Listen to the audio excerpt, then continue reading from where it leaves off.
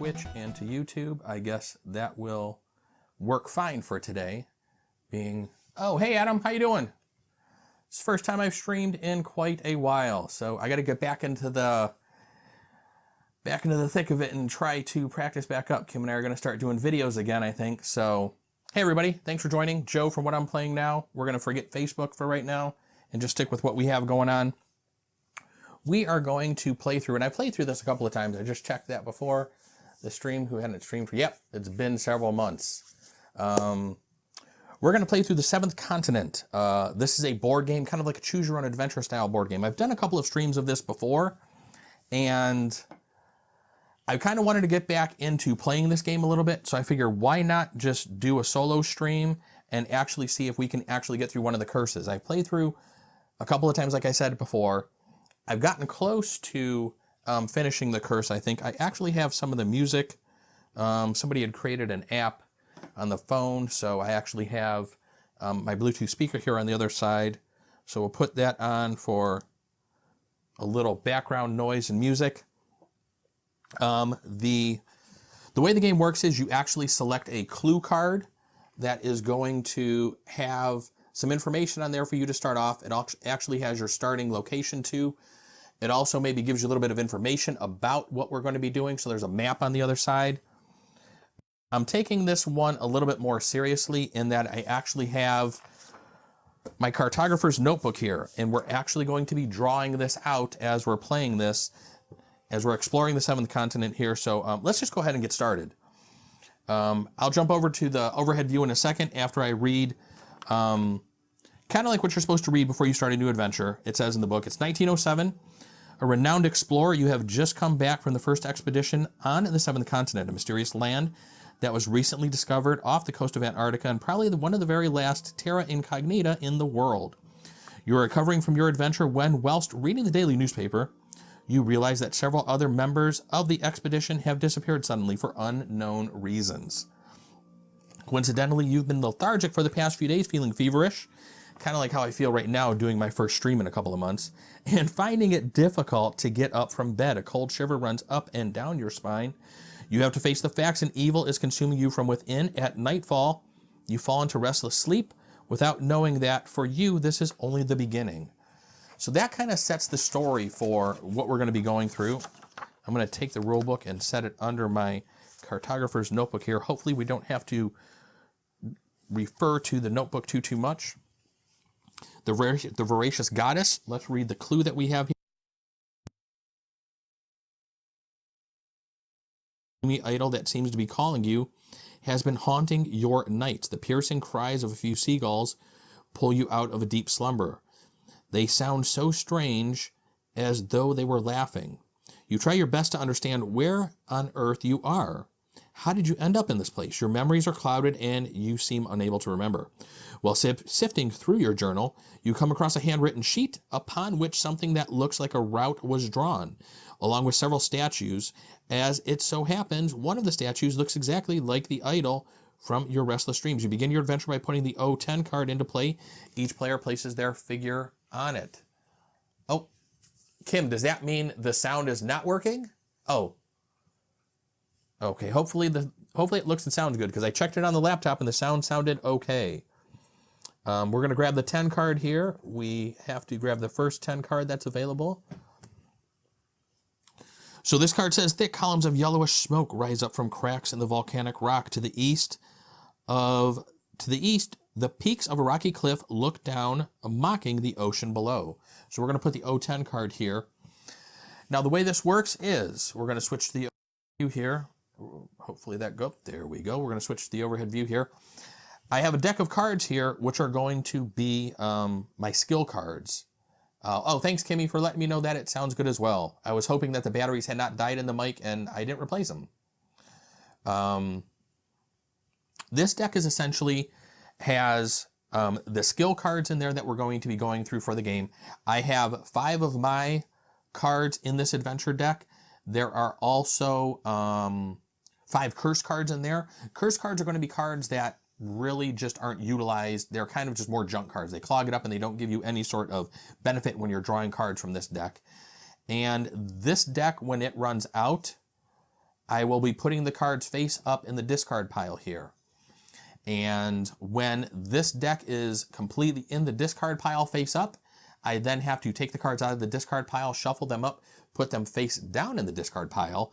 And every time I have to draw, at any time at that point in time I have to draw from this card and I draw a curse, it will basically end the game for us. And that's how it's always ended for me before. I've actually never finished this first curse, which is one of the reasons why I kind of wanted to start playing this game again, because they're actually printing out the expansions for this, and hopefully those will be shipped in the next several months for those of us that had backed the Kickstarter. So this card is where I start. I put my character right here in the middle. I am playing as H.P. Lovecraft today. It is who I've played with before as my character. I looked at some of the cards. I was going to choose somebody different, but I figured, what the hell, let's stick with him since I've played with him before and I kind of really like playing with him. I read through some of his cards and really liked some of his abilities. I don't know if I used his abilities to the fullest of his potential before, so I think we're going to give this a shot and see what he can actually do for us today. So I think right here in the middle of our table on D4, we're going to draw, that's right here. We're going to put down card 010. I'm not really too sure how people are using the cartographer's notebook here, but we're going to go 010 card here, and then we'll see what we can put around this. The way the card works is I can do a couple of different actions. There's a move action I can take to move to other cards that are surrounding this. There is an action over here that's going to let me, I have my little, it's going to be like a go see or investigate action. I have 2 gold number 1s here, which means I actually need to pull out these kind of like fog of war cards like you would see in other adventure style games, maybe on the computer. I don't know what's there right now. So the way the game works is you're going to run into cards, and I really don't want to show one of those. I will pick a card from back here that I have not seen so I can show everybody kind of how this works. Even though I've probably done this in other videos, I don't know if those are up on the site right now. So whenever I want to do an action, I will do the white action, and I can look up on my handy dandy sheet and look and see what that is. That is the Pathfinder escape action. To succeed at this action, I need to basically draw 0 or more skill cards, the way that plus is next to there, and I need 0 stars.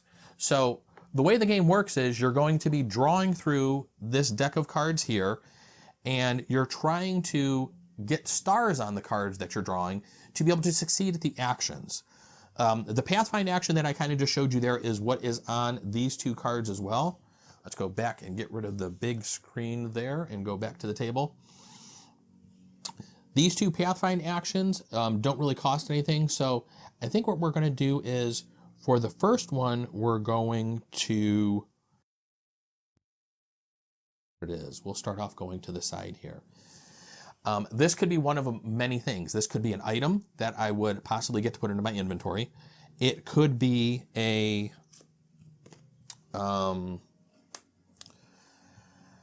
could be some sort of event. It could be an event that, or it could be a piece of land that stays there, or an event that I might have to react to immediately. So let's see what happens and we'll explain what it is. So this is actually something I need to interact with immediately. I know that because there is a little hourglass in the upper right-hand corner. So you have an uneasy feeling that you are being followed. Backtracking is the only way to be sure. The active player must perform one of the following actions alone. I could either do is it a scout action, a spot or observe action, or I can do is it a thinking action? I think that's what the brain is. I don't remember all these. Yes, think or compose myself. I remember some of these, but not all of them. There's a sheet of about, I will show everybody what the sheet is. There's a sheet of about all those different actions that you're going to see on the cards. I don't even know if I've ever counted how many actions there are. Let's just say there's a crap load. So I have to do either one of those actions. I'm not paranoid. So I think what we might do is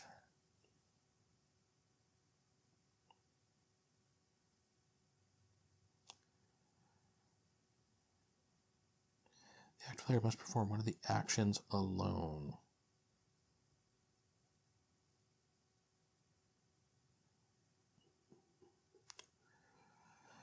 So I'm guessing either one of these that I do, it's going to be the same thing. I'm going to need to draw 2 cards and at least get 1 star. So I guess that's what we're going to do. Since we need to do this, we're going to go ahead and draw 2. And I'm going to get to keep one of these. I actually got 4 stars. So the way it works when you draw the cards, I will look at the sides of the cards and I will add up the stars that I drew. If there is a half of star here, like on this card, I will try to find the matching half that is on another card here. But I drew a crap load of stars here. And I think the card I'm going to keep is going to be the Dark Whispers card, because when I have this card in my hand, the following effects are basically can happen. Whenever I do a think, a orientate, or a prey action, I think it is, the 2 hands together are a prey action, I get -1 to the skill cost and or a star and then a 7. That is extremely powerful and something I don't know if I was really doing previously when I was playing this game. Any card, I can keep 1 card per test whenever you're doing a skill test. I'm going to go ahead and, sorry, I'm going to go ahead and discard this other one to the discard pile. It goes over here face up. Since we're not to the end part of the game where we're playing with face down stuff yet. So I have Dark Whispers added to my hand now. Currently, since I'm playing a solo game, I can have 4 green cards, and green cards are usually cards that are good that you found along the way. I can have 5 skill cards, and the 4 dice are going to allow me to have 4 items that can have 4 cards deep within them. So I'm going to set my Dark Whispers card over here next to, right underneath HP Lovecraft, since that's kind of like my hand. I've never played with this Cartographer's Notebook before, so I don't know how this is going to work. Since I did succeed at my skill test there, I will read the white text here to actually see what gets to happen next. Here, there are footprints or animal tracks. Someone or something is on your heels. Take a 100 card or a 103 card if you are already paranoid. And I am not.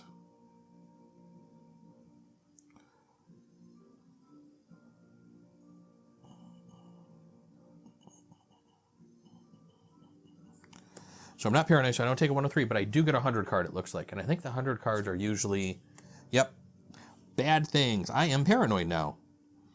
Return this if there is no other character on your terrain card and on adjacent terrain cards. So this actually gets returned to the box. And we're going to take this 100 card and we're going to stick it to the back of the hundreds.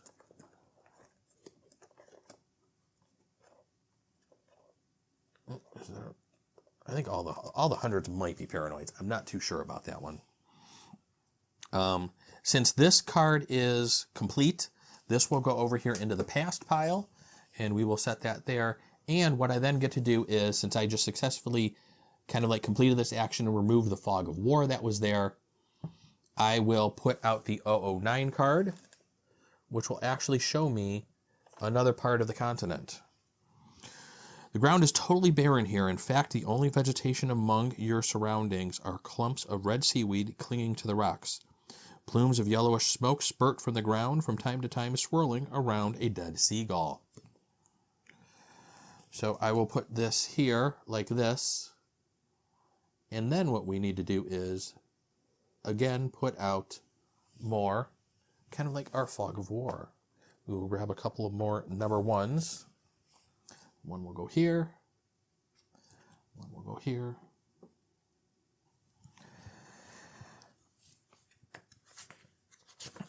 And since this is D1, 2, 3, 4, D1, 2, 3, 4.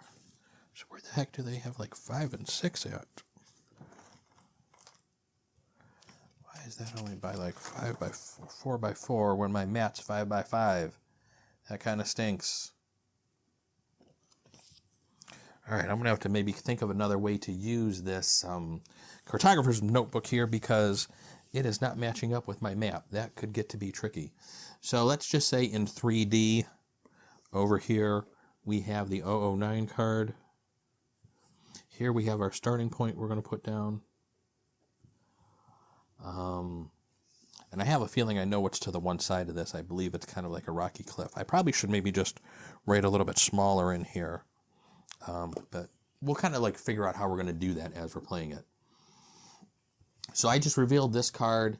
I have not moved there because I haven't done a move action yet. A move action actually costs one of the cards here. And I want to make sure I'm calling the cards by their right names. They are action cards. That's what they are. Action cards, and these are the exploration cards. So I think what we're going to do is before we do any movement onto here, I think what we're going to do is we're going to flip this over since it's basically a free, and we're going to see what's actually on here. So let's see what we, oh, and that is wrong because that is a 2 card. How did I pull a 2 card? That should be a 1 card. I wonder if maybe the last time I played this, I shuffled these all up and there we go. Okay, these are all number 1s. Okay, I just wanted to make sure that I had all the right cards. So, this number 1 card. Weaverfish. Ooh, this doesn't look good. A Weaver. This is going to be another immediate event that I'm going to have to deal with. In the muck, and you just happen to see it at the very last second. Beware of stepping on its sharp, poisonous dorsal spine. So this is basically having me do a spot or observe action. I need at least 1 star to be able to succeed at this. I don't really have anything in my hand that's going to give me a bonus to that. Although I do have a Serenity card. I can discard a card with the word Serenity from your hand to apply the following effect. Each revealed curse is worth a star. So I guess I could discard Dark Whispers if I draw a curse right now, and that would give me the star. I need 1 star. It's 0+ cards, so I could draw as many cards as I want, but you normally want to draw as few cards as possible, because like I said, once we go through this deck, it's game over, and we're dead. So I think what we're going to do is we're actually going to draw 2 cards, and then we're going to flip them over and see what we got. Okay, we got 2 stars and a Knowledge is Power card. I think we're going to keep the bow because I think getting a weapon this early in the game is something that would probably be very beneficial. The Knowledge is Power is going to get us more experience. I have never gotten to a point in the game where I've actually earned experience.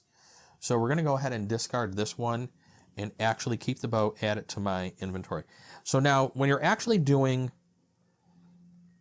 kind of like your turn sequence, and when you're doing like the tests, what you're supposed to do is, I'm trying to find it on the card here and actually see if I can just go through all the steps real quick, just to make sure we're not missing anything.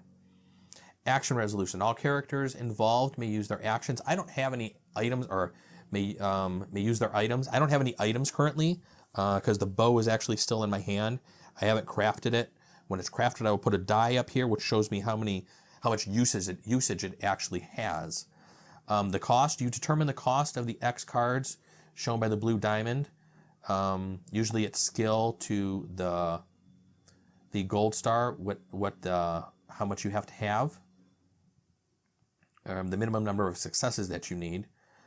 So you draw as many cards as the action cost. You can draw more unless if there is a kind of like a red lock on there, which means you can't draw more than the number that's on there. So if it shows a number 2 on there, you can't draw more than 2 cards. You reveal the cards, you count up your successes, and then you basically read the success or failure spot on the box. The skill, you actually get to choose one of the skill cards that you want to keep. You discard all other skill cards and any curse cards that were revealed. You then read your success or failure. If it's more than 1 character involved in a failure, you're supposed to take the 100 card, which I said as before. I believe that's the Paranoid card.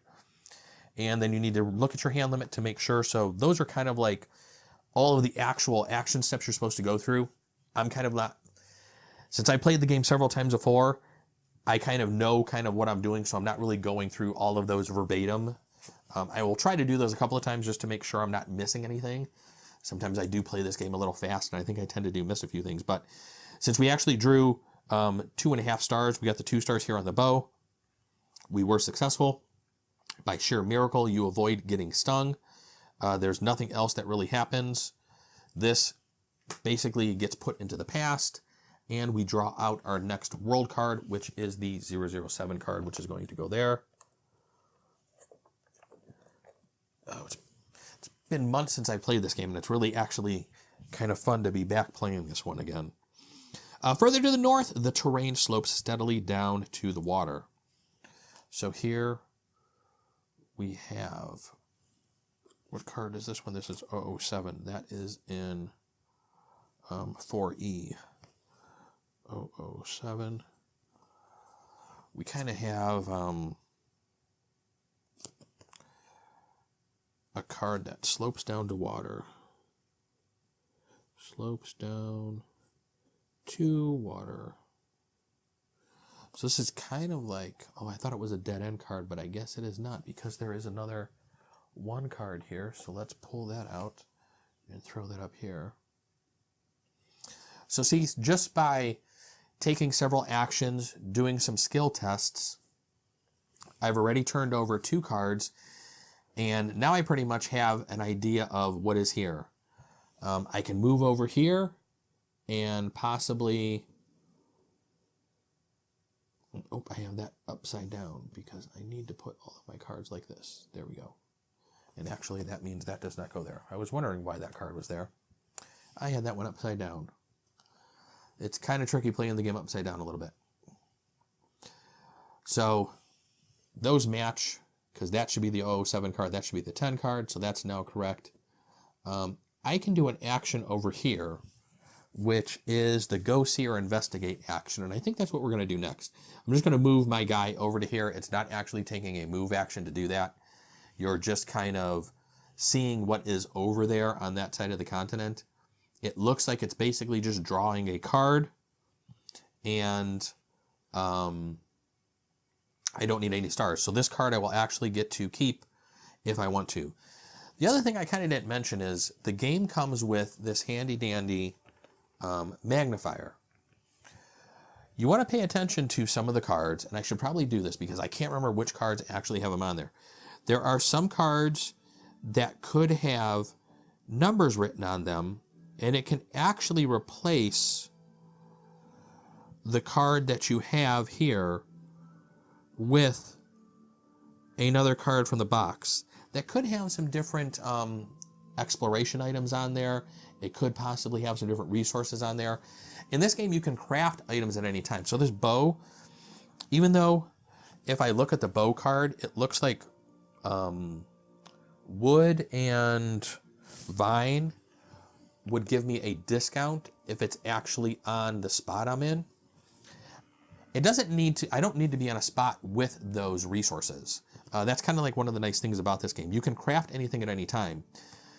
Actually being on a spot with wood or vine would actually just decrease the skill cards that I need to draw to make it a little easier to succeed at, because it's actually a 0 star. So you're actually spending, cards to just craft it, and you want to try to get, the cards as low as possible to not burn through this deck as quickly. So I wanted to take a look real quick at this one as well, just to make sure there are no numbers here. And it looks like there's actually a statue on this one.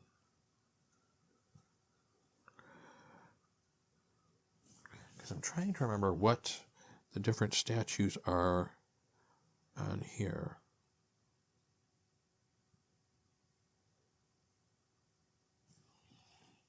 We'll have to remember that. So I think what we're going to do is we're going to go ahead and take, I didn't see any numbers on there, so I don't get to replace any of the cards. So I think what we're going to do is we're going to go ahead, we're going to do this action here, which we said was the go see or investigate action. I'm going to need to draw a card. We did get a success, It is a camouflage outfit, so I'm guessing it would give me some sort of,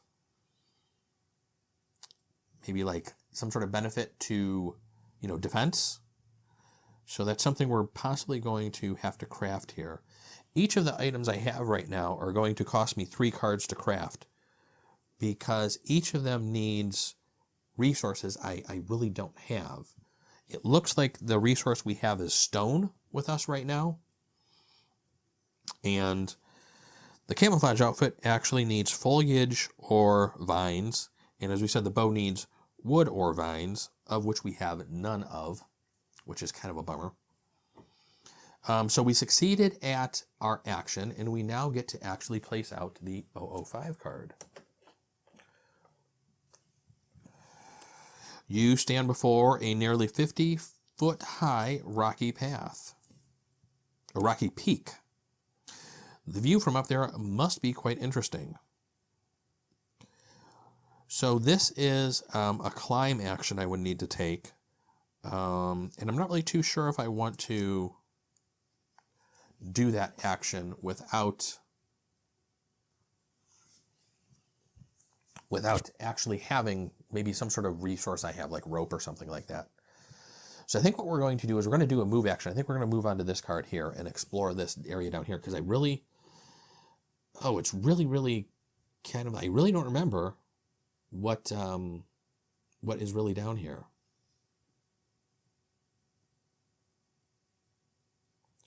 And this action isn't one of the, doesn't have an hourglass on here, so this is actually going to stay here until I actually do this action. And since this arrow here has this, that observe icon on there that I had just completed, or the go see or investigate action, I can't. That's going to stay there until I actually take the action that's on there. Also, you don't have to move on to this card to actually complete that climb action. You can do that right from the card you're on. But I believe we are going to take and our hand limit is 5 as of right now. So we're kind of good with cards right now. We only have 3 cards in our hand, but we're going to get another card in our hand right now to do our move action. So we're going to take our card. It's successful, so we go ahead and move to this one. And whenever you take your move action, you're basically taking the move action from the card that you're currently on. And you can move as many cards as you want. So since I just moved up here, if I want to move down here next, it would basically just be, as long as my path is not obstructed with any other sort of challenge that causes me to do a test, we're good to move as many cards as we want to go along the path there. So the remember card is when you're doing a think action, think or compose myself. I can choose one skill card in the discard pile and add it to your hand and then discard this. Interesting little card. Not too sure if we're going to need that or not, but we're going to set it here in our hand. Move my tablet just a little bit over so I got a little bit more room here. I have my fire icon over here in case we get to build a fire, which kind of lets you do free movement from that tile. So we'll get to that when we get to that. All right, what do we want to do first? We have 2 different actions that we can do. We have a spot or observe action, or we have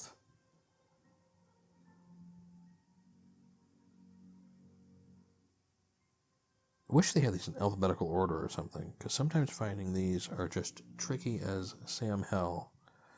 Or the go see or investigate action, it looks like. So I can do an observe or go see and investigate.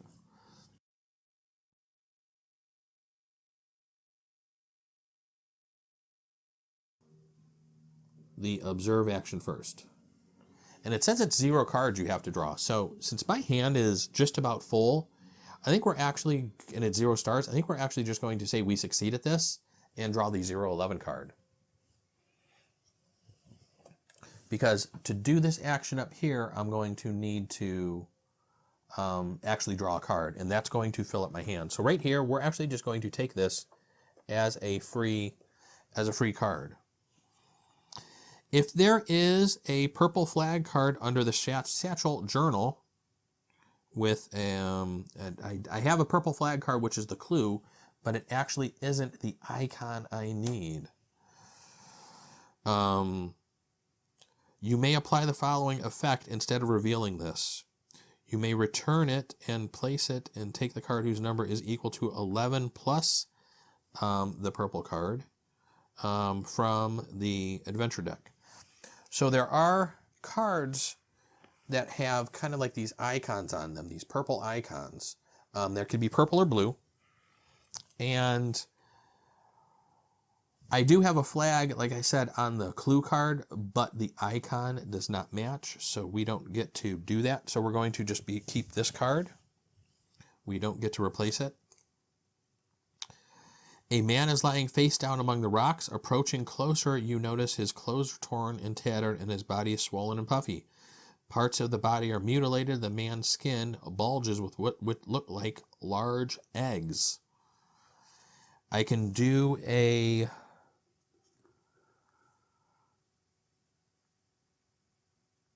search or examine for a skill card, and then I would take a 31 and return this. I'm trying to remember when you examine. I think something bad happens when you examine him. I kind of want to say it's not a good thing to examine him, because I think you get attacked by something. So I'm wondering if before we actually do the action to examine him, let's be a little smart about this. Let's actually construct our bow. We're going to burn through a couple of cards here, but I think this may pay off in the long run.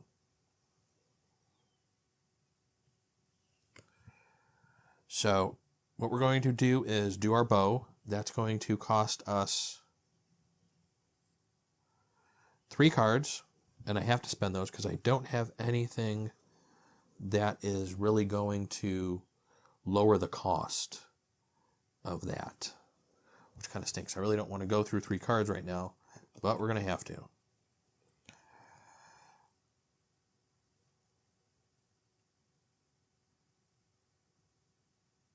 So I drew a club, but since we're crafting a bow, I'm not really too sure I want to take that. Rudimentary flint, I can actually craft a fire, which actually might not be bad, because I can always put the fire on here because it would actually be free. So I might take that. And then the other one is Imaginary Friend. It gives me bonuses and is one of H.P. Lovecraft's cards. I think I'm really going to possibly take this Imaginary Friend card and maybe try to get this crafted because it basically lowers the cost of doing a couple of different skill checks, which I think might come into play later on in the game. I think utilizing his cards more than I have in the past might be the way to play this game a little bit better and a little bit more efficiently. So I think that's what we're going to do. We're going to take that card into our hand. We succeeded at building the bow. It was really, we didn't need any stars, which is kind of a bummer. You're kind of just wasting that. And I needed to take one of my dice, and I got the bone dice here from the actual Kickstarter. So the bone dice actually kind of look kind of like brown dice. Ooh, let me hold them on. There we go. A little harder maybe to see on camera, but I can see them pretty good here. You guys can't even see them because I kind of have all my cards off there. I try to just focus on the mat for playing the game.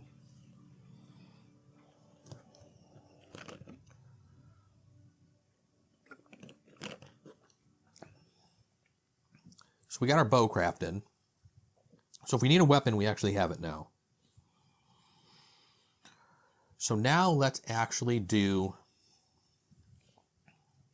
the search or examine action.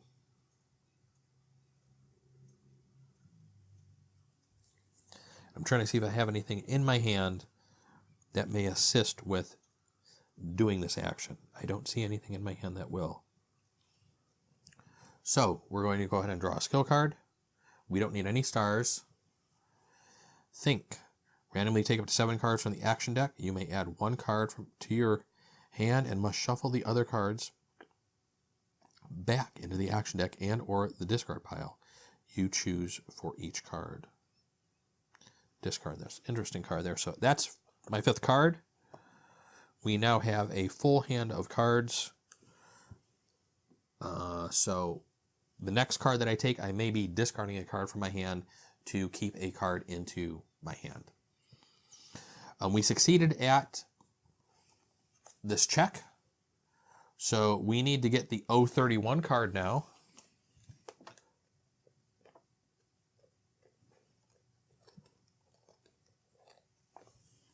The 031 card, and the 11 one goes back into the deck here. There's 10, there's an 11.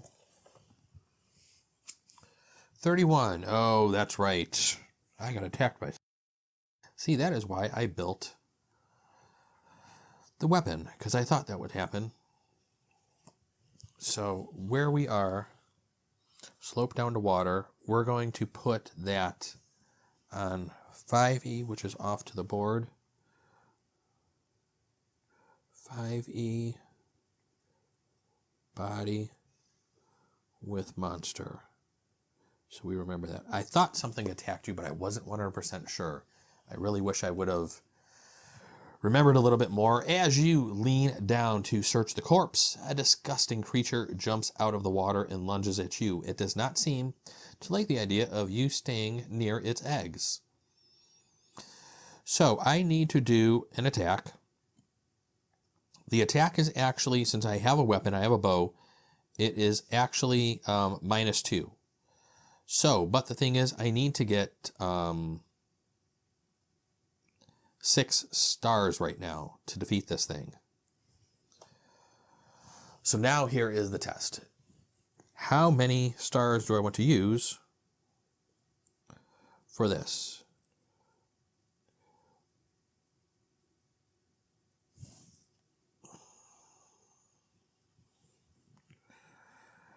Because in my hand, I really don't have anything that's going to really give me any additional stars. If I use my bow, it's going to lower the cost.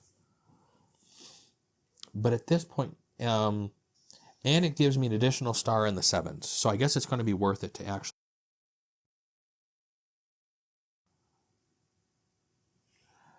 But now I need to figure out how many cards I want to take. I've already drawn several cards with multiple stars on there. I think I'm going to need to draw at least 3 cards to do this successfully. At least 3, if not 4. To defeat this thing, because I really don't want a 104 card, because I have a feeling that that's going to be some sort of symptom that is going to actually occur to me.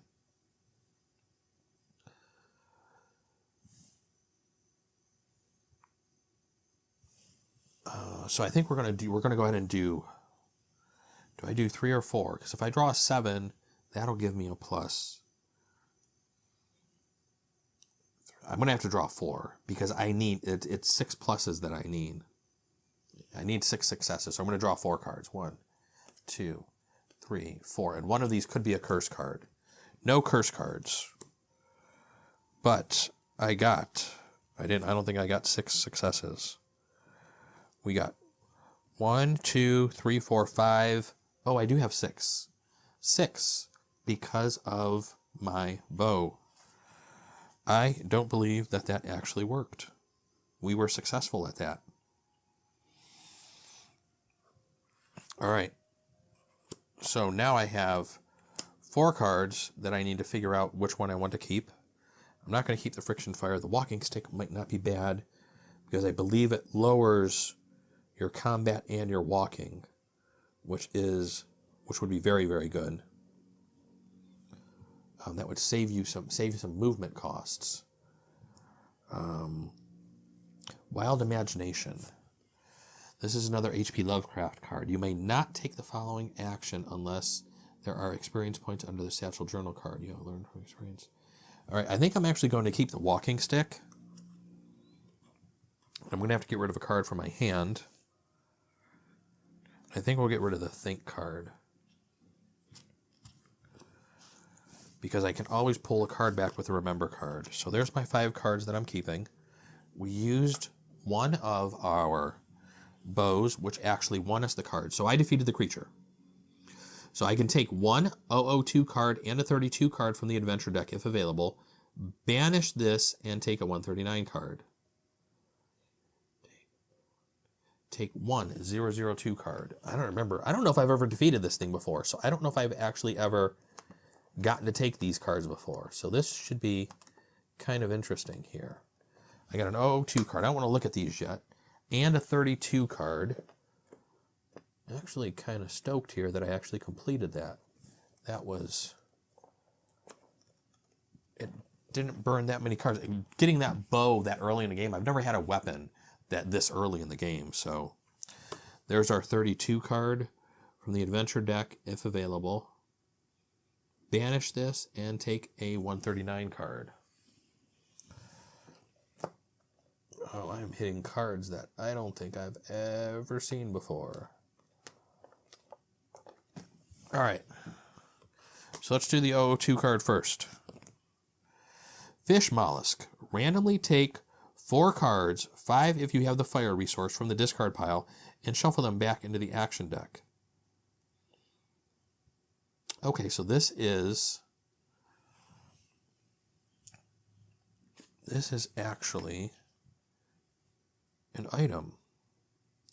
So it has one use, and it's actually food. Food in this game is kind of cool because it actually lets you take your cards from your discard pile back into your deck, lets you extend the game a little bit. That is a good thing. I don't have the fire resource, but I can wait to use it when we get the fire resource. Although I threw out that one card that would have gotten me the fire resource. I don't know why I did that. 2. Now that the danger has passed, you search the body, wasting no time. Metal gear wheel.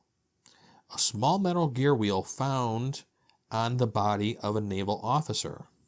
So we're going to actually notate that 5e body with monster, but the loot we can find is food and a gear. And what I mentioned earlier about the flags, some of the cards here can have a blue flag, as you can see. So since this card actually has the satchel icon in the upper corner, this actually goes under our satchel card that we have set over here. So that goes there. So we actually found a gear wheel, which I think we can use later on.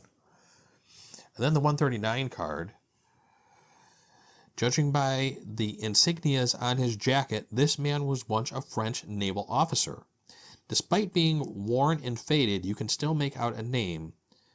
FT-16 La Rochelle, probably the ship to which the man was assigned. Unfortunately, there is nothing else worthwhile on him.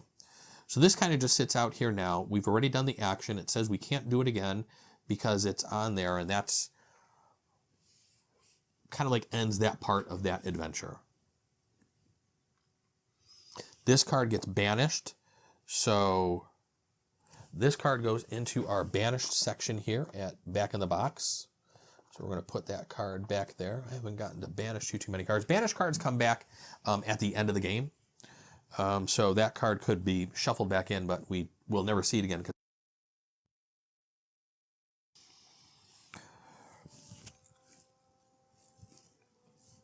So, what do we want to do next? We got to get over to this tile, I think, because I think we need to start exploring some of this world over here.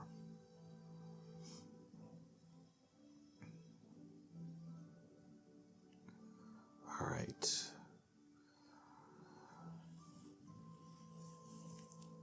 So I got, I'm going to have to use some movement here because I don't have the fire or anything like that. So we're going to have to basically draw a card and see what it is. This is panpipes.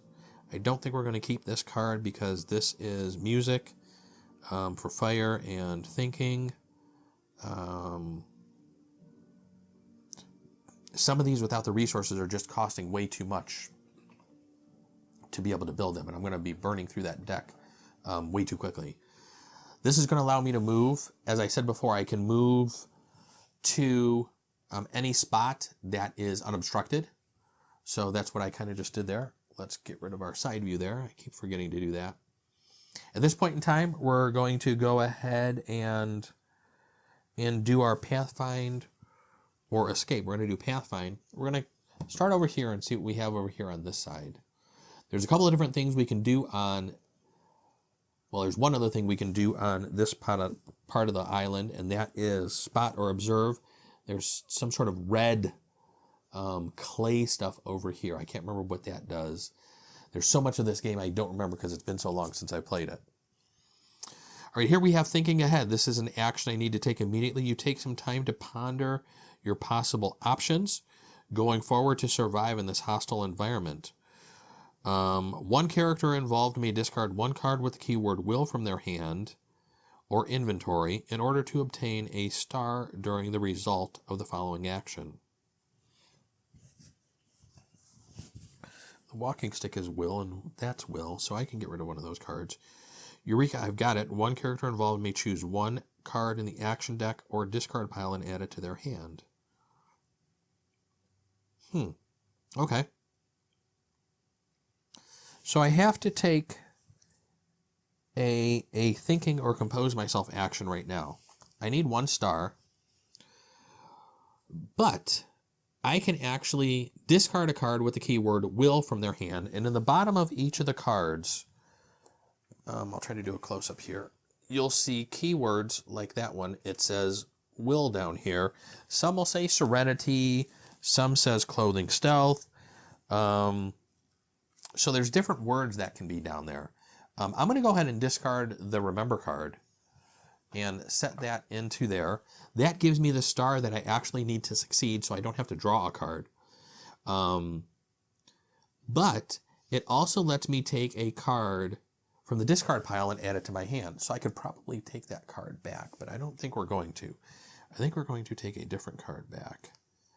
I think what we're going to take back is going to be that rudimentary flint. Because what I'd like to do is put a fire into that spot.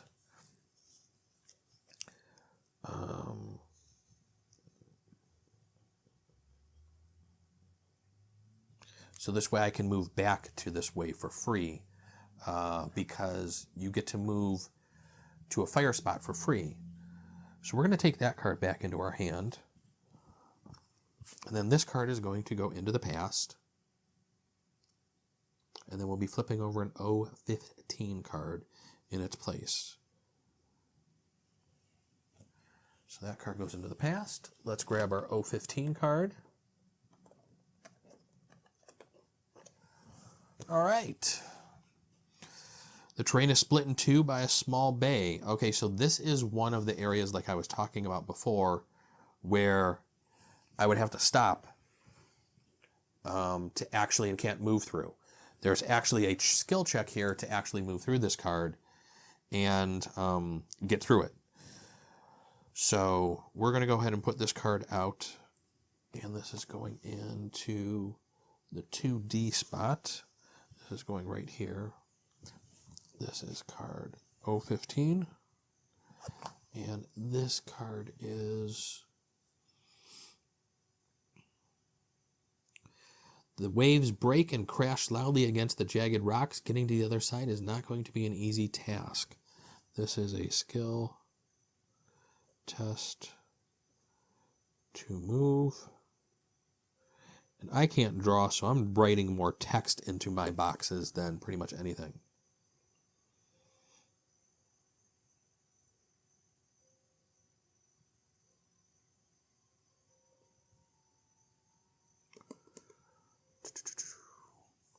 So this one is going to go right over here. And I think we're going to ignore that for right now. I don't think we want to jump over to that. I think what we're going to do is we're going to flip this over and actually see what we get here, and hopefully we get something good. Sea urchins. The ground is covered with hundreds of little reddish creatures that look like sea urchins.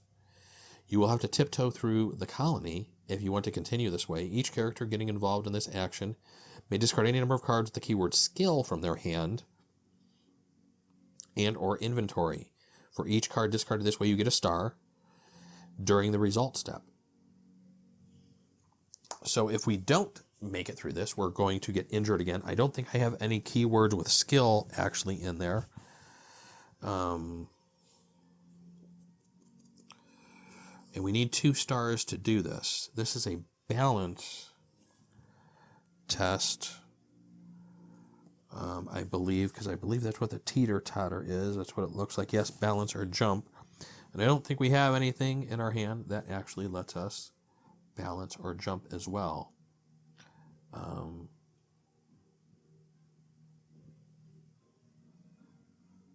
I think one of the first things we're going to do, though, is actually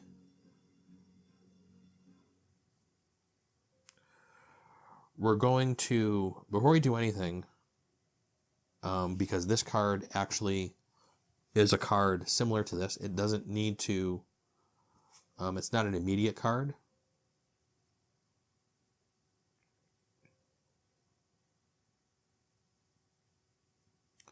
I think what we're going to do first, before we do either of these, since they're both balance tests, we're actually going to do our flint. Since I am on an area with stone, which is down here in the lower corner, that is actually the stone icon, it actually costs me 0 cards to do a check here of this.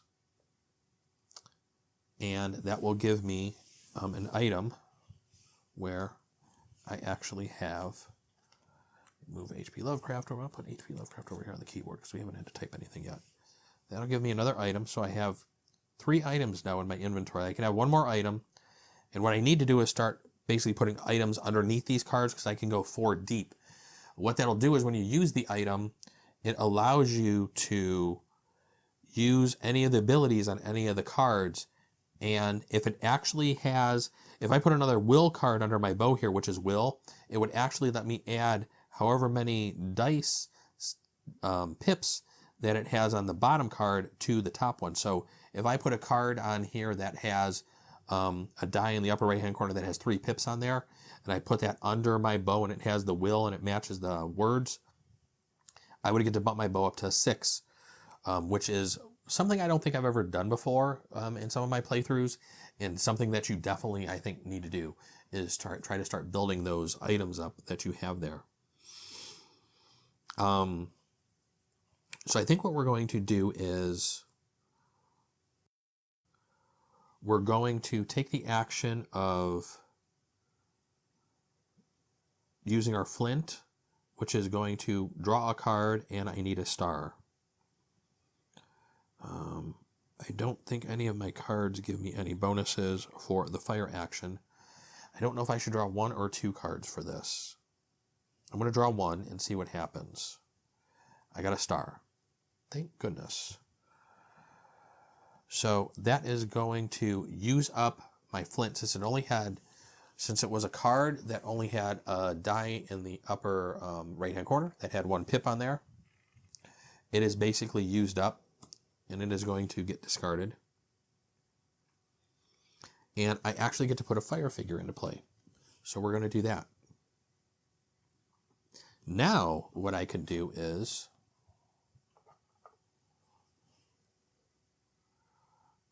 when you're done with an item, do they go into the discard? Yeah, they go into the discard. They can't go back into the box because they're not green cards. All right. I answered my own question. I think now what we're going to do, I don't think it's too early to basically, since I'm on the fire, to actually use the fish or mollusk card to take 5 cards from our discard pile and actually shuffle them back into the action deck. I can use this. This card would go into the past because it's basically utilized.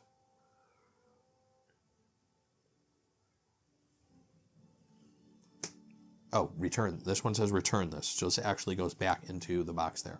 So what we're going to do is randomly take 4 cards. So I'm going to shuffle up my discard pile. And yes, I do have all of my cards sleeved. It did take me a good evening or so to do that. And I have a box in my game room or my computer room in the other room on the other side of the house that has probably another 500 sleeves for all the expansions. I bought those during the from Mayday Games from their sleeves when they had their Mayday sale. So that was actually a very good thing I did. I get to pick 5 cards. 1, 2, 3, 4, 5. We will turn these back face up. Oh man, it would have been nice to get that 3-star back. We're going to go ahead and randomly shuffle these back. And then we're going to give this deck a quick shuffle. And then our fish and mollusk card will go away.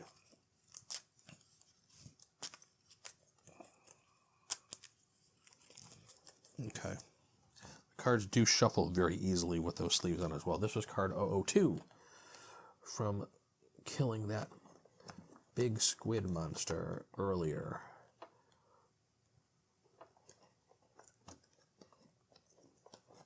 I'm going to put this at the back of the 02s because there's quite a few. All right. So we've used up a couple of items there. We're back down to just having our bow as an item. I can craft a couple of more things like the walking stick, which a lot of people say is actually extremely useful. And the woven basket, when this item is in your inventory, the item it is part of may contain up to 3 additional item cards. That's interesting. So that would actually extend that down to about 7 cards since I'm playing a solo game, which is kind of flipping crazy. I may craft a walking stick here. I can't remember if there's wood down to the south that I might find. But I think we're gonna go to that southern direction. I'm not gonna go off to this side. I think south is where we're headed. So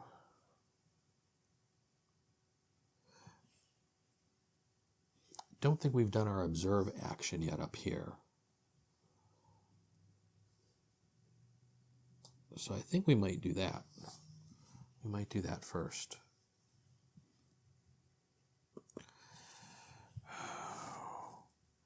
Let's craft the walking stick real quick, just to get that out of my hand so the next card I draw I can keep.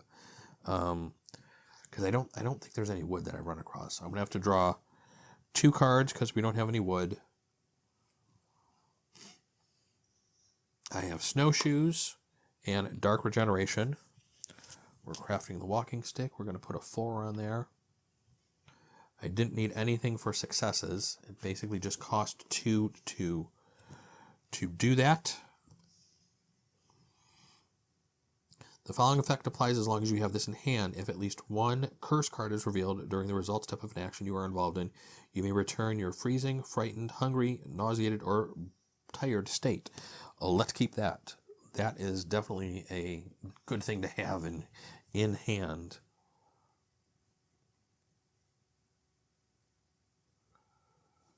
All right.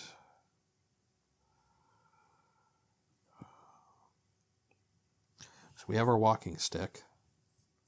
Let's do an observe action, which is our 34, which is basically going to cost us a card.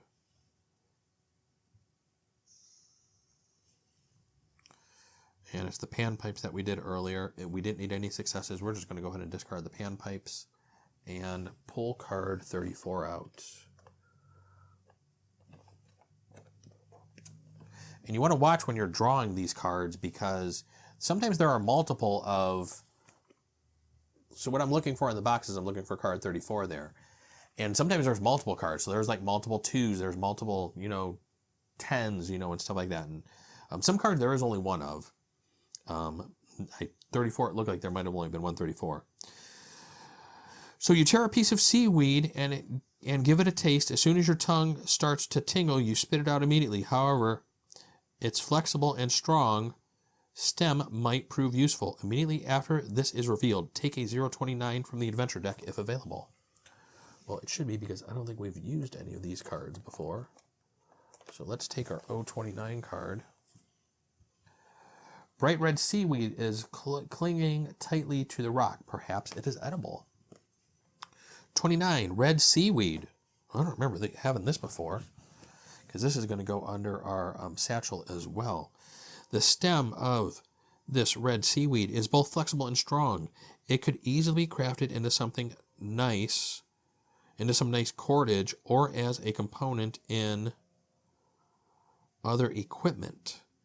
When this seaweed can be seen on your terrain card, you have the vine resource.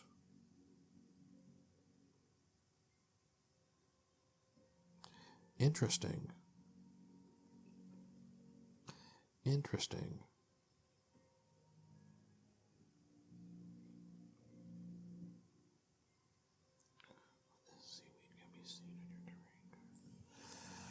So let's actually notate that. That is on 3D seaweed.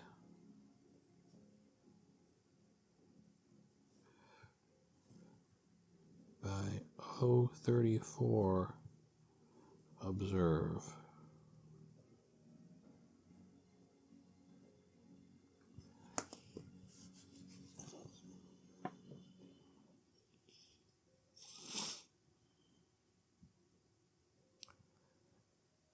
So we now have the vine resource. We can actually build a couple of these items we have for cheaper since we're here. And I don't remember that. Immediately take the 029 card from the adventure deck if available. Okay. Yep. So this is going to go into the past, because that doesn't stay out. And so now that we have the vine available, since we're here on this tile, I have two things in my hand that actually need vine. I have the camouflage outfit, which might be kind of interesting. And then I have this other one. I think I'm going to craft the camouflage outfit just to free up a card in my hand and to get another card out. And it's clothing stealth. Problem is, that doesn't match any of the items I have over on here, so I may use it as its own card. So with the vine resource, it's going to cost me 1 less, so it's going to cost me 2 to craft this. And I don't have anything else that will that helps me with that. Doesn't look like it. So it's going to cost us 2. There's no successes that we need, 0 success. But we got the remember card back into our hand. And we're going to put out knowledge is power, because I'm not worried about getting more experience right now, although watch me kind of wish I had later on in the game. It would have been nice to have gotten some rope or something to be able to climb this cliff back there to see what was back there. It would have been nice to backtrack a little bit, because we're still basically at a conundrum here of we need to pass one of these tests to get past either of these items here, one being the sea urchin, the other being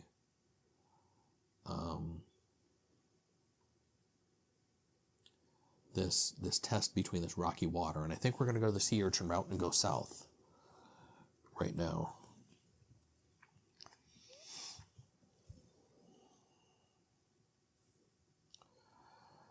So each character getting involved in the following action may discard any number of cards with the keyword skill. And I thought I had something with this keyword skill in it. I have will. I might have discarded a skill with the keyword skill from their hand and or inventory. Clothing, stealth, will. I have no skill. Oh well. This way you get that. So I have to draw at least 1 card. I need 2 stars. So I think I need to draw at least 2 cards here. It doesn't look like I have anything else, because I don't know. And I can't believe you can't use the walking stick for the balance action. Why is the walking stick just usable for walking, moving and backtracking, or fighting? I really wish that the walking stick would help me with the damn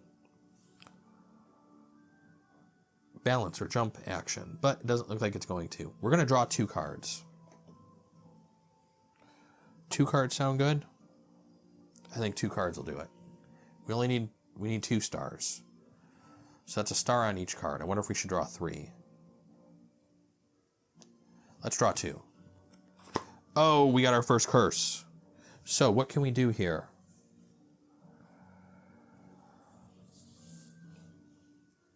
During the result step of an action you are involved in, this is HP Lovecraft special ability. I can discard a card with the keyword Serenity.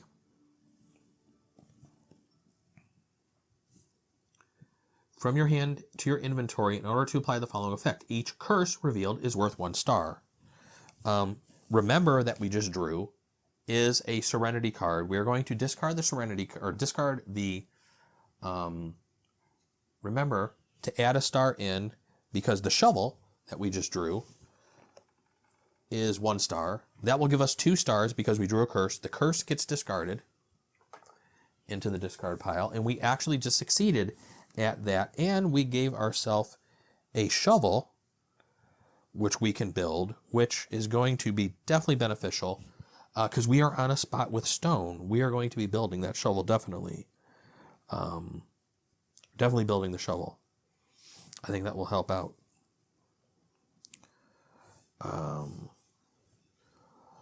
But we succeeded at the sea urchins, and you make your way through this unharmed. Discard this card. Yes, Stewie. So this card gets discarded into the past, and we now get to pull out card 006.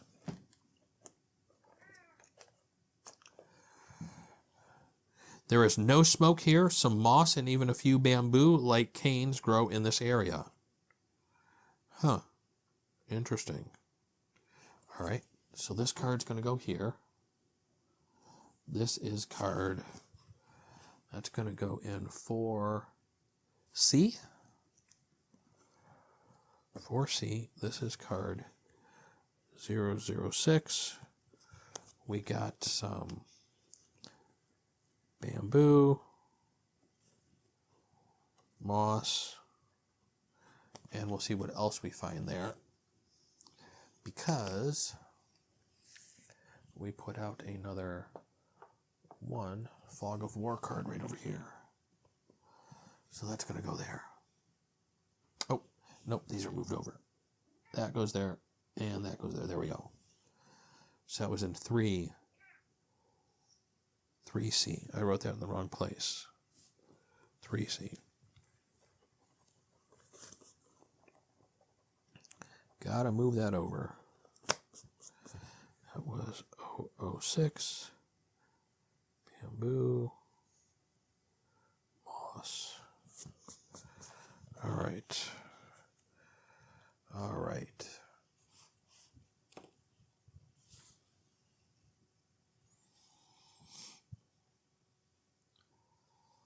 So we can move down there. I don't think we're going to go over to the east.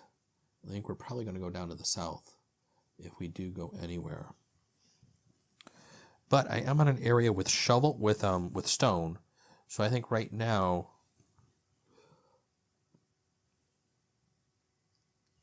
when you're crafting something, is it the spot you're on and adjacent spots that you get the bonus from?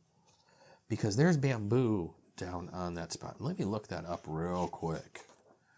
I can't remember. I might get to use both of those. Exploring the continent, moving to another terrain, crafting an item.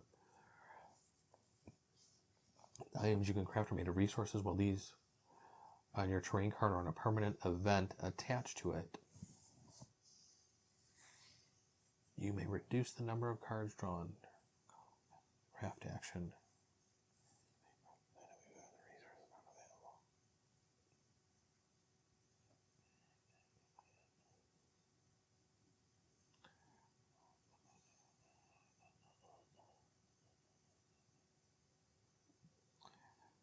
The vine resource been available on this terrain to the... Okay, so no. So that's an actual separate card. So I don't get to do that. Because the way it reads is... The items you can craft are made of resources. Well, these resources are available on your terrain card or on a permanent event attached to it. The bamboo is on a separate terrain card, not on my terrain card. So I will not get to use both of those. I just wanted to verify that real quick. I couldn't remember. So I think we're going to craft the shovel here real quick.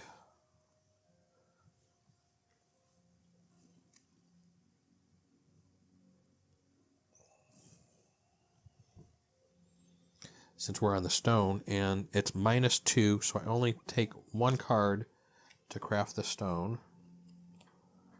And it has 4 uses.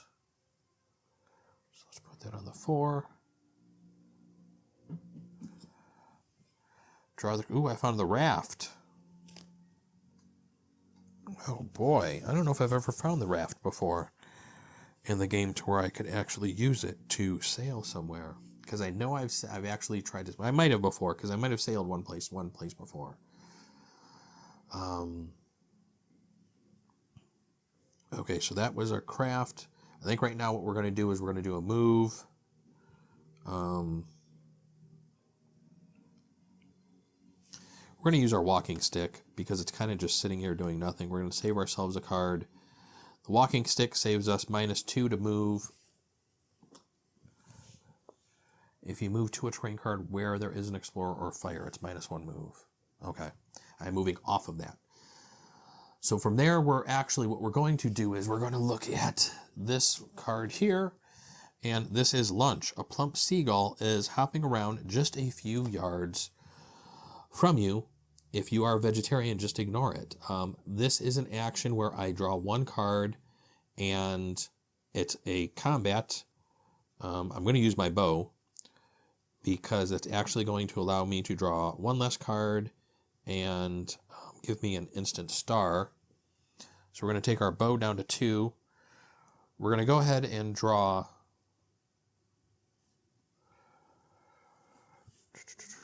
I'm doing that action. Do I have anything else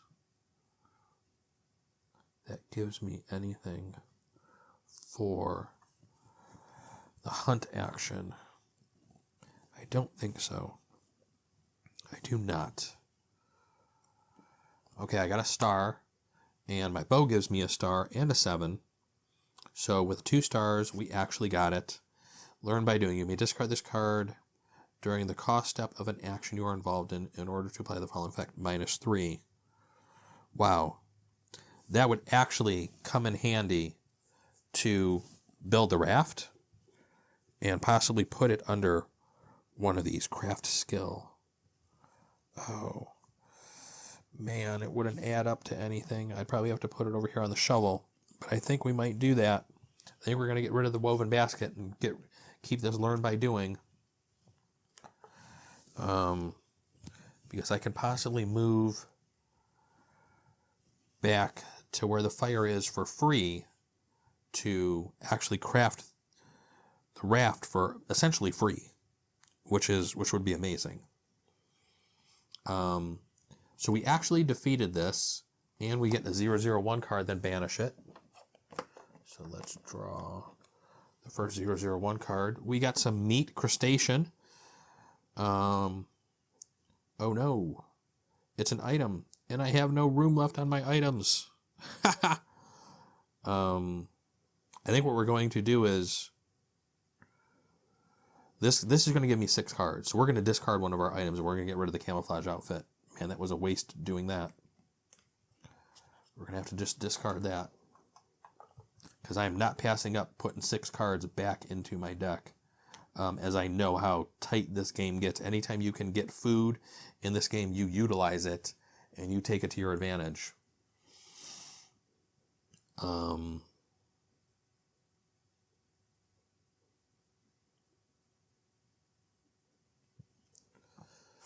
So we hunted, we banished this card, And we're going to bring out the 004 card now. Progression in this direction is hampered by many jets of boiling steam. It seems you have to take a steep path to reach the ocean that you can see below.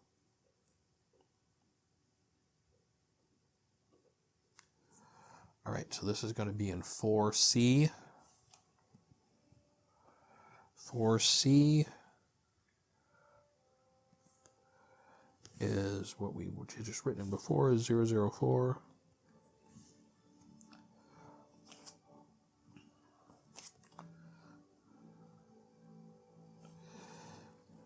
Stone path down to C. So I wonder now if we want to go back to this other area and actually build our raft. So I think what we should do is, before we do anything else, I could probably do that observer look action on the 012 while we're here. Let's do that. It's going to cost us 1 card. Oh, you know what? Let's wait to do that, because let's get rid of a couple of these cards from our hand. If you move to a terrain card where there is an explorer or fire, it's -1 movement, so that's going to be a free action for us there. While I'm at the fire, I can randomly take 6 cards. I'm going to use my meat crustacean and utilize this card here because we're by fire. I'm going to take 6 cards randomly from the discard pile and shuffle them back into the action deck. It'd be nice to leave that curse in the discard pile.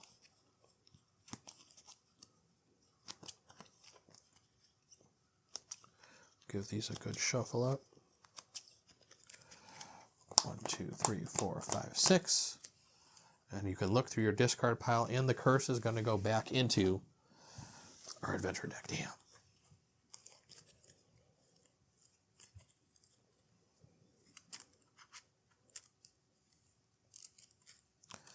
That's kind of a bummer.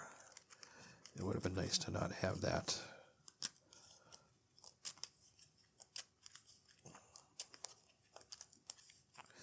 And this is one of the reasons why I sleeve these cards, because of how much you are shuffling this blue deck of cards. If you're going to sleeve anything, I would definitely suggest sleeving this. Probably the cards that are going to get shuffled the most, I think, out of everything. And the one thing we really haven't been looking for since we pulled out some of these other cards is to see if there's numbers on these cards with our little magnifying glass. I just noticed my magnifying glass here. Okay. And then return this. So this goes back into the box. So we'll put this, and there are a lot of 001 cards. How you get to the gold 001, I have no idea. But I think let's actually look at some of these cards here for the magnifying glass to see if we see any numbers. I see footprints on this one. Oh, see, there isn't. I knew there was a number on one of these cards. There is an 014. Now, when you see that, do you have to be on that card, or can you replace it just by being next to it? Where did they actually talk about that? It was under the exploring. The continent. Spotting a hidden number. When players find one, they may discard the card on which they spotted the card and replace it with a card bearing that number. So let's go ahead and do that. Let's actually write here that 006 has, broke my lead, has hidden 014 on it.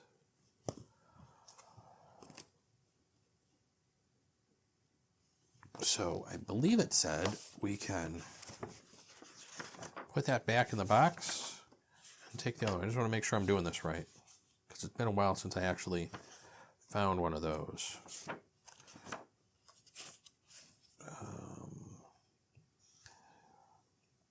Players find one, they may discard the card on which they spotted it and replace it with the card bearing that number. So we're going to find the 014 card. And it's right there. And we will discard that card into the past. You frighten a little crab, and it scurries into a small hole hidden among the weeds.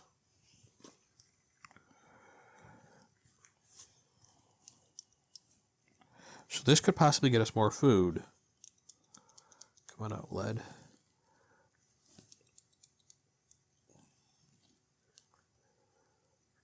Crab and weeds. We'll put a slash there and put 014 there. So one way to tell you're actually, when you see one of these numbers and you're doing it correctly, the card I had pulled originally was 006. That's what I was told to pull. On the card, there is a very small printing of 014 right by my finger. Not too sure if the camera is going to pick that up or not.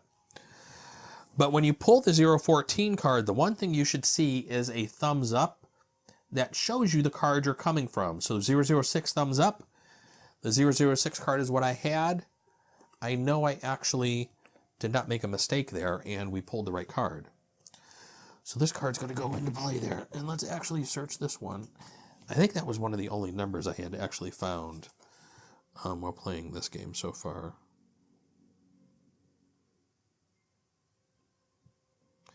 Looks like there's more red seaweed on this card. On some of these cliffs here. So I'm guessing any place I see that, I can actually have that icon. Oh, wow, and that's stone and that. I think I missed that in earlier playthroughs of this, in that there is also seaweed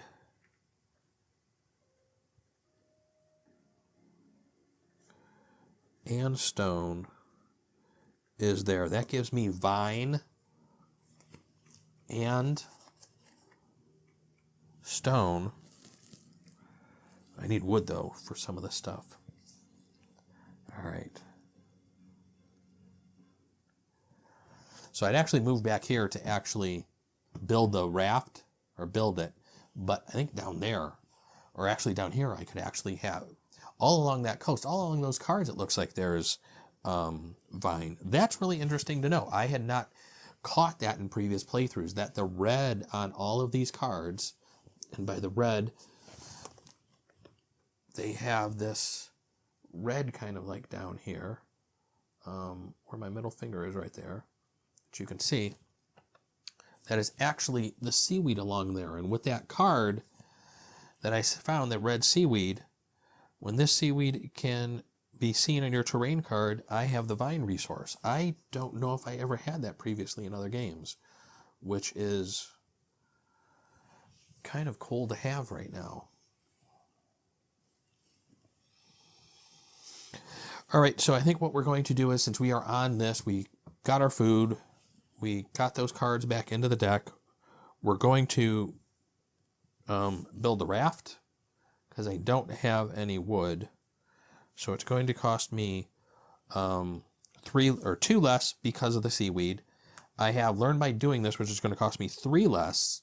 We're going to discard that to actually craft the raft for free, which has 4 uses.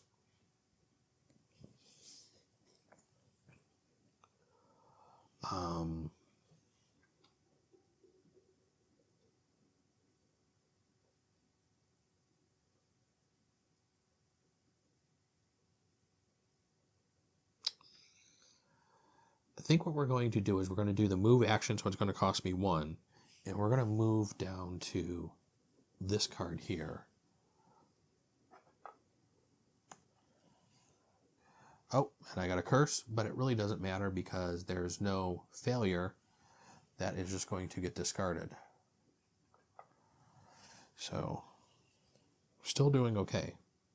Somehow we have a great inventory of items. I have 3 of H.P. Lovecraft's cards in my hand. And I have a raft to actually sail somewhere if I want to. So I think one of the first things we're going to... Oh, you know what I should have done is I should have stopped on that other card to actually search some of those things and maybe get some more food, but I don't have really any room for those things. So let's maybe see what we have around here. Let's maybe do the observe action.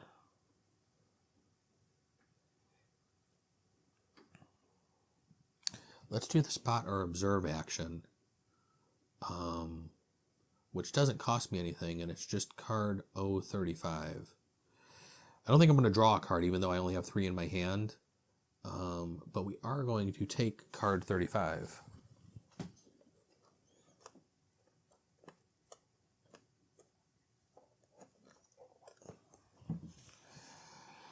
You find a moss-carpeted hovel where you can get some rest and comfort away from the elements. Huh. Immediately after this is revealed, one character may choose one card with the keyword stamina in the discard pile, add it to their hand, or shuffle it back into the action deck. So that's kind of like a permanent event that is kind of like tied there.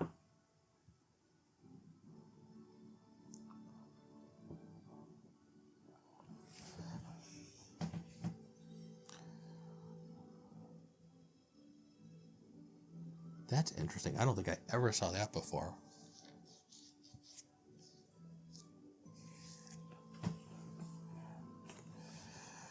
Immediately after this is revealed, one character may choose one card with the keyword stamina in the discard pile and add it to their hand or shuffle it back. So let's find a card with the keyword. Let's see if we have a card with the keyword stamina here. Oh, learn by doing, -3. We're just going to put that one right back into our hand, I think. Wow. The Seventh Continent has never been so kind to me in all previous playthroughs. We could do a rest action or a heal action, but I really don't have anything that's going to need me to do that.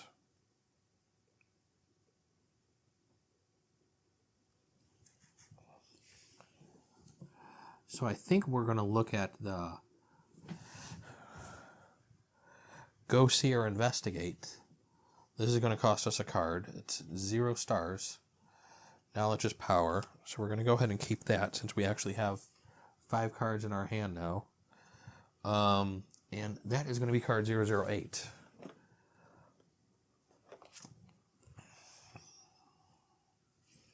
So let's actually make note of Seaweed and Stone. What card actually is this? That's C4. C4 down to C. 035 is rest / free card. So we make note of that. I'm trying to make notes of all this stuff so I actually remember these things when I come back to the game. You gaze upon the wide, endless ocean. The surf is rough and choppy, and the salty spray from the waves is enough to tell you that the water is freezing. Swimming away will certainly not be easy. On the other hand, if you stay here for more than a few days, you will likely die. This is an actual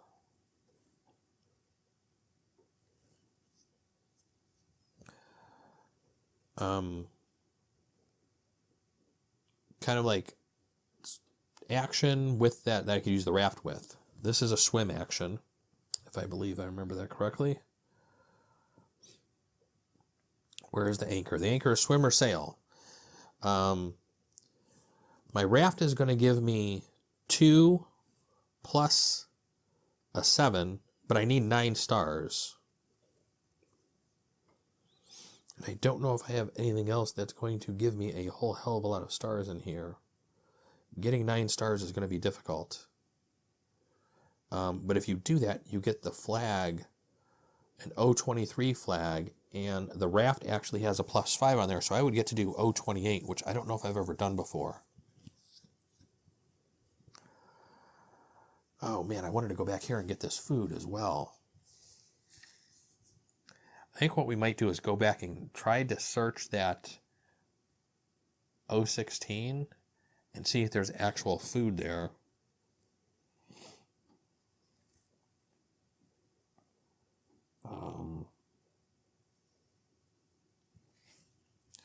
Because I think we're going to have to try to just draw a crap load of cards here to see if we can use the boat to succeed, which is going to be tricky.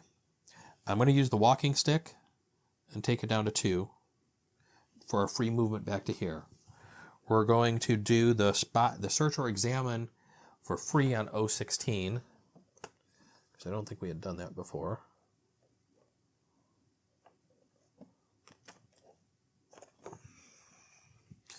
There is something in there. Following the scampering crab, you notice a gleam at the entrance to the hole. You crouch down and reach into a hole to take the object.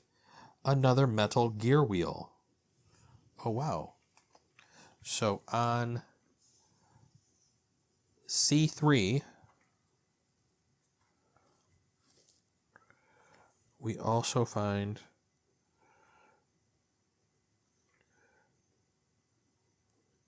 gear wheel.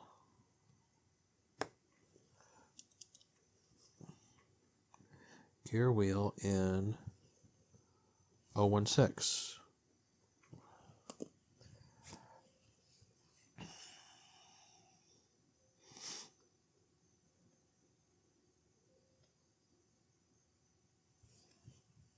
So we got another gear wheel. We have 2 gear wheels now. I don't know if I've ever had both. I think I can do the search or observe action again for 016. Because you could do these multiple times until they kind of tell you to stop, because the next one is a gold card. You insert your arm into the hole again but find nothing worthwhile. You notice that the ground around the tunnel is loose and crumbling. You could easily dig out and hide in there.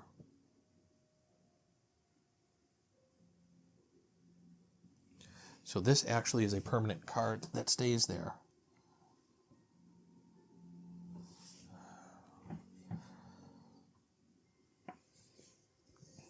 All right.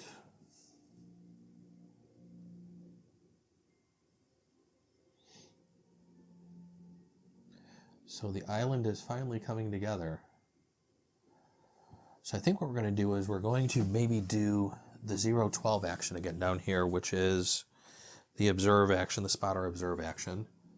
That's going to cost us a card, but it's, oh, another learn by doing. Well, we're going to get rid of this knowledge by power, because 2 learn by doing cards is definitely going to save us some actions later on. That's 12. Okay.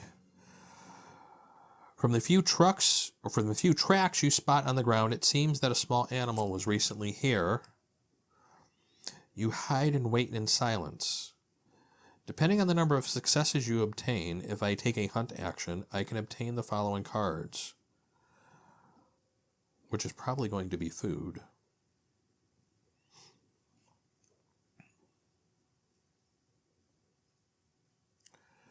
And the only thing that's going to do hunt for me is that. So this is going to stay here. But I think we may do that hunt action, I think, right now while we're here. We're going to use our bow and take the bow down to 1. That's going to make this free. It's going to give us 1 star and then a 7. I don't have anything else that's going to give me anything with the hunt. So it all depends on how many cards I want to draw here, probably how much food we're going to get. I think we're going to draw 2 cards. And we got 2 stars. So that's going to be a total of 3 stars because there were no 7s there. And 3 stars per this card. Oh yeah, you can only draw 2 cards. I'm glad I did that. I didn't notice that at first because it has a red lock on there. So luckily I drew the 2 cards. And I need 2 plus stars. I got 3 stars. I get 1 030 card. Reveal them. If at least one involved character is bloody, you must discard one of these cards without the keyword predator. Choose one of the remaining cards which represents the result of your hunt. Return the other cards. All right. So I need a 30 card. This is some of the most I've explored of this island. A strange cephalopod. Lovely. This is not what I was kind of hoping for. That's a 30. All right. So let's finish this up before we do this. We're going to discard this.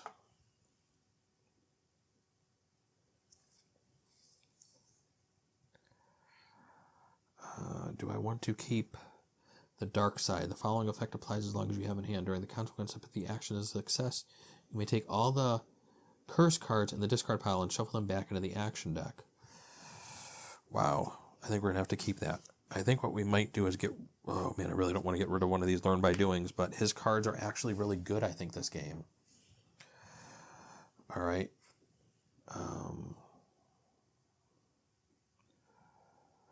So I think before I actually pull out the next card, I think I actually need to, since this is an event that needs to happen immediately, a 3-foot-long creature with tentacles and stumpy legs tries to bite me. So we need to go into combat. So I think we're going to use our bow one last time, because that's going to give us a star. I could actually use my bow and my walking stick, although the walking stick really doesn't give me any stars. It's just going to lower the cost of something. So we're going to use the bow because that gives me the star and the 7. I can only draw one card, and I got a star. So my bow is actually used up. So my bow is going to get discarded here. But we successfully killed the creature. The card that I drew was Examine the Notes. How about taking a few moments to study the notes you and your companions took during your previous expedition? I could take 2 50 cards, keep one, and return the other. That would be really nice to do.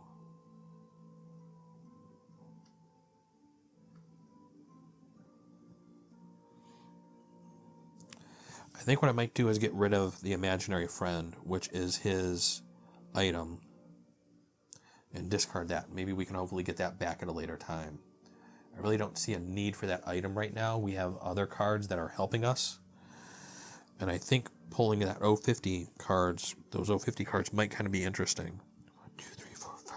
I have 5 cards in my hand. We just defeated this thing. I killed a little critter. I get a 002 card as a reward. Where is a 002 card? There is a 002 card. Fish mollusk. More food.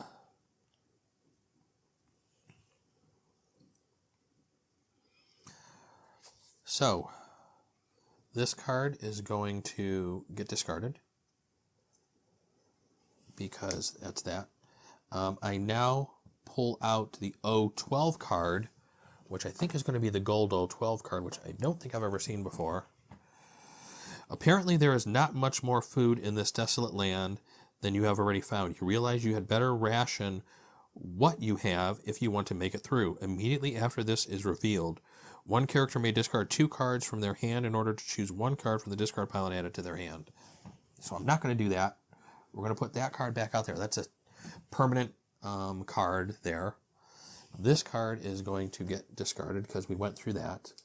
And I think what I might do is actually use my walking stick to move back to the fire, but it's free, actually, now that I think about it, to move back to there. We're going to do that. We're going to move back to here for free because of the fire. I'm going to use my fish right now and actually get my food. So this actually goes back into the box, and I get 5 because of the fire.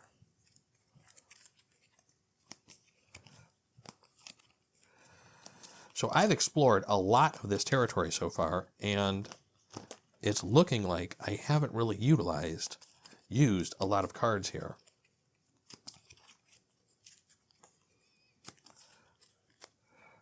One, 2, 3, 4, 5. Did I get... Oh, I didn't get his imaginary friend back. But the curse actually did stay in there. So that's kind of a good thing. So let's take these 5 cards back and actually shuffle them back into the deck here.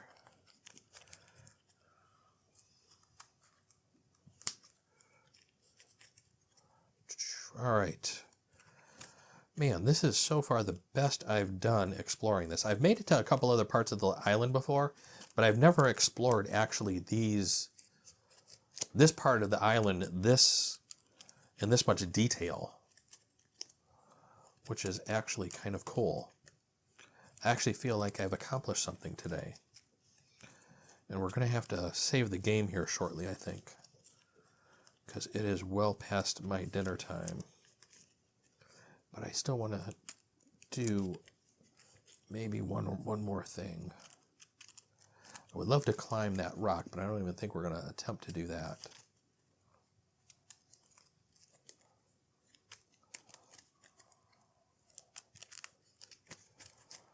All right, let's see what we got going on here. Where do we want to go next? I really didn't finish exploring that 018 area. Kind of tempted to go back up there and see what's there. What is that, 4E? 4E.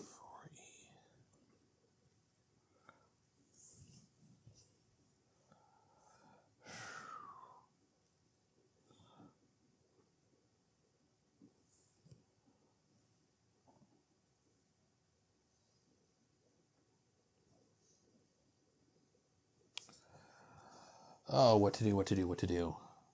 I really want to try the ship and see if we can sail off the island. I think since we've gotten most of the food, I think that may be the thing to do. I wonder if I should spend my walking stick to move up here, explore that, then move my walking stick to move down here and see if we can maybe try to sail off the island. Let's do that. We're going to do that.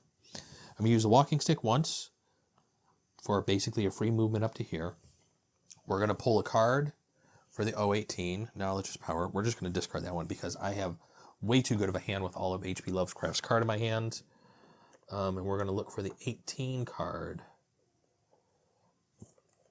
Oh, it's a green card. You have reached the northern end of the island. You have no idea how much time it would take to reach an area with more abundant resources. But one thing is certain, if you stay on this barren slab of rock, you are bound to starve. The many reefs that surround the island would surely wreck any craft to approach or leave. However, you might be able to swim through them. The sea is calm right now, but this is not a time to be reckless. So this is the swim action. And I think from this one, I think I actually tried to do that before in a previous playthrough. I think it was a no-no. So I think what we're going to do is we're going to use the walking stick one last time to move back down to this area over here. Because I have nothing impeding my path. I can go right down there, and our walking stick is consumed, and we'll get put away. We now have 2 dice left to craft items in our inventory, but I think what we're going to try to do is we're going to try to use the raft, because we do have this sail action over here, which I don't know if I've ever tried or if I have ever succeeded at before. But with the raft and the card I'm going to get to pull, this could be very interesting. I can draw 3 cards. I need 9 stars. I'm going to drop my raft down to a 3. Oh, the fish mollusks. This should have gotten put back away. This is an 002. Let me put my fish back in the box here. I forgot to do that. We'll put him at the back of the 2s. All right. I need 9 successes. The raft gives me 2 plus the 7.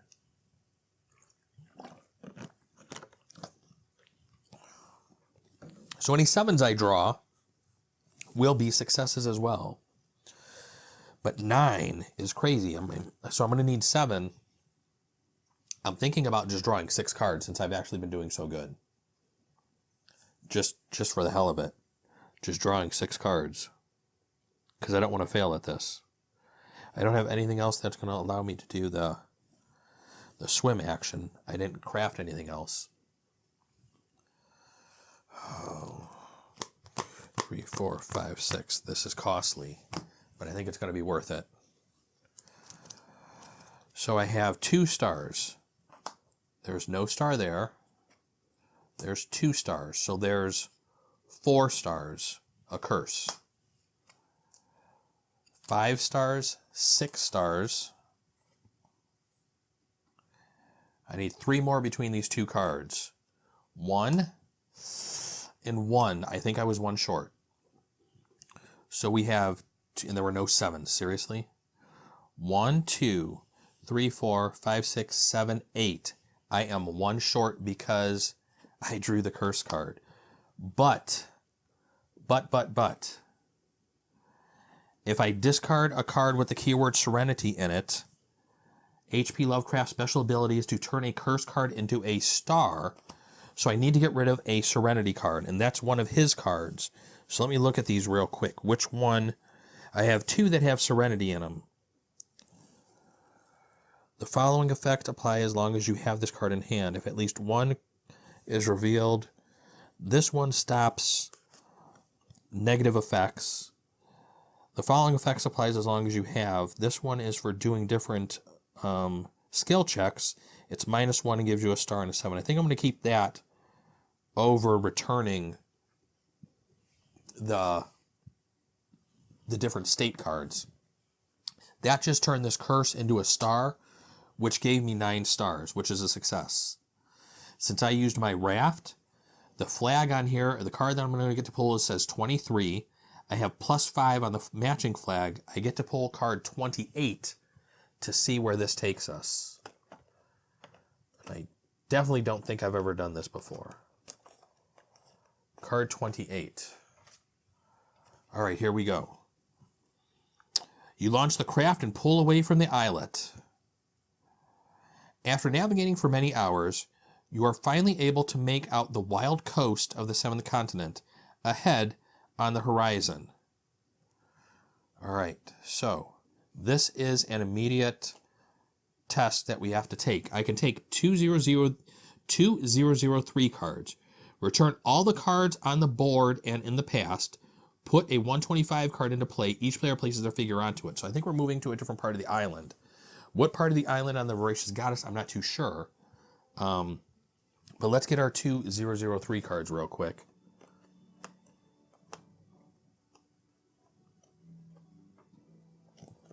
Two 003 cards. A memory from your previous expedition comes to mind. Jimmy, the military demolition specialist, kept repeating, if a stupid rock is stopping ya, y'all get rid of it faster with dynamite than with a pickaxe. I got an experience point. This goes under my satchel. An event from your previous expedition comes to mind. Your team once spent a whole day making a stretcher to carry Emily Z. As a matter of fact, the closest trees were over 3 miles away from where he had broken his leg. Oh, Emil, not Emily, Emil. I apologize, Emil, for saying your name wrong. Another experience point. So we got 2 experience points for doing this.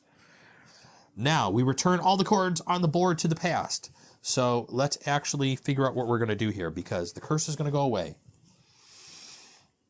I get to keep one of these cards. Woven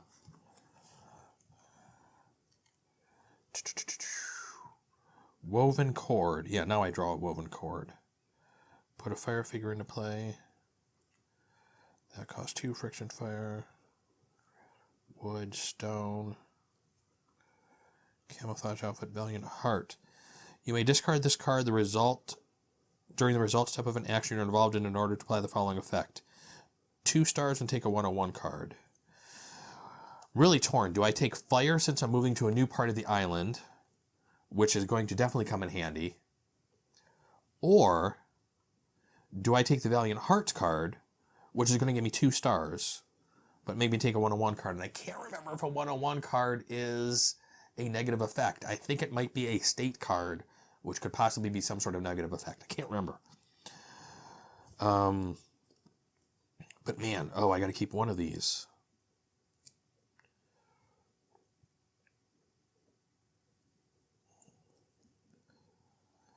So the friction needs wood. The woven cord needs stone. Oh man. I not having the stars, I think, is way more negative than the fire for right now. Hopefully we'll get some more fire abilities later on. So we're going to keep the Valiant Hearts shall not fail. So now, this card was completed because it was our sailing card. That's going to go into the past. This card, after navigating, return all the cards on the board and in the past.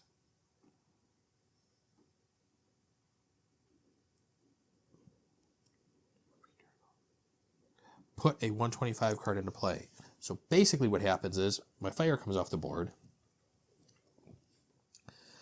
It sounds like from where we were, which I want to notate, C4. Where is my C4 at? There's C. There's my 4. Now let's see. Sailed off to, what are we sailing off to? 125. So my whole board's wiped right now, and I think this is probably where we're going to save the game because I need to go eat some dinner. So, but we're going to see what this 125 card is. I have to at least see that before we end today's stream. I'm going to try to start doing a stream on Saturdays. I don't know what time I'm going to start. I started a little later today. I'd like to start earlier in the afternoon for my stream, but hopefully what I want to do is play this game for the next several weeks on Saturday. Maybe do a weekday stream. Not too sure if that's going to happen or not with my work schedule. So I actually want to see if I can finish one of these damn curses before the next expansions come out for this game. I have to at least finish one curse before some of the expansions come. So 125 card. This islet is narrow and uncomfortable apart from a few patches of red seaweed. Oh, well, we know where we're landing. That's kind of cool. The only types of plant in this sandy soil is short, sickly weed. So here we go. We are on a whole different part of the island now.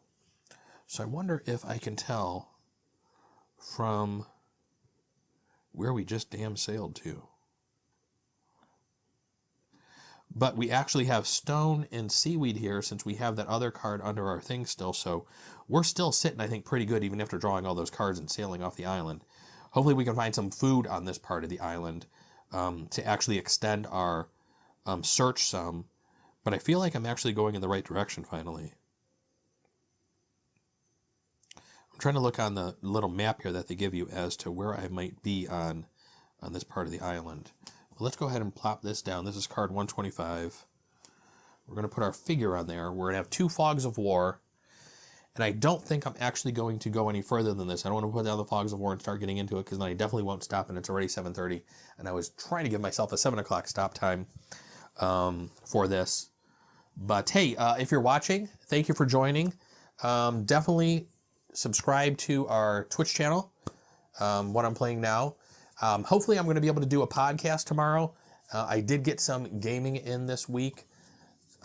Kim and I got a new game sent to us from Brotherwise Games. Their new Kickstarter that was just shipped. We're going to be doing a video for that, hopefully within the next week, once we learn how to play that and get a couple plays of that under our belt. Hopefully the podcast, I will probably be talking about a few games I played this week. And other than that, thank you for joining me. I think that's going to be it for this playthrough. Again, like I said, subscribe to the channel, or follow us here on Twitch. I'm going to try to do these on Saturday, sometime Saturday afternoon. I'm thinking maybe a start time of around 1 o'clock is what I may shoot for. And what I'd like to do is maybe play this for the next 3 weeks after this to actually see if we can maybe get through one curse, if not maybe a couple. If I can get through the first curse and I'm in the middle of the second one, maybe we'll extend this. What I'm thinking of doing is maybe concentrating on one game for about a month's time, where I'm playing it continually throughout the month solo. I have several games that I want to get to the table. I have this. I wouldn't mind getting Sword and Sorcery to the table, getting a little bit of that played. I wouldn't mind getting a little bit Too Many Bones to the table. I've played that a little bit. So there's a couple of solo games that I have in my library that I want to start doing playthroughs of and concentrating on them for more than just one session. Kind of like the people are doing with all the video games that are on Twitch, where people are playing the same game daily for 8 hours a day. I'd kind of like to do that with a board game and actually just keep revisiting it and seeing, especially the solo games, especially these, I don't want to call them legacy style games, these games that actually are evolving and telling a story, like this choose your own adventure style game, and, Sword and Sorcery where you're playing through different campaigns. So, like the campaign style games is kind of what I'm kind of shooting forward to play here. And I had this idea a while ago that I wanted to do this, and with work and everything, I didn't get a chance. But hopefully now, since we got this first one under our belt, and this is the first stream I've done in probably about 3 or 4 months, I think I'm actually back into the swing of things. I'll have to look into see why I wasn't able to stream out to Facebook and get that fixed. But other than that, hey everybody, thank you for joining me. Hit the website, whatimplayingnow.com. YouTube, Twitch is whatimplayingnow.com. Twitter, Instagram is whatimplayingnow.com, or what I'm playing now, but drop the G. And other than that, everybody, thanks for joining me. I will be back. Like I said, I might try to do a midweek stream if I get a chance to. If not, I will be back next Saturday for sure. We'll see how the schedule goes. But thanks for joining me, everybody, and we will catch you later.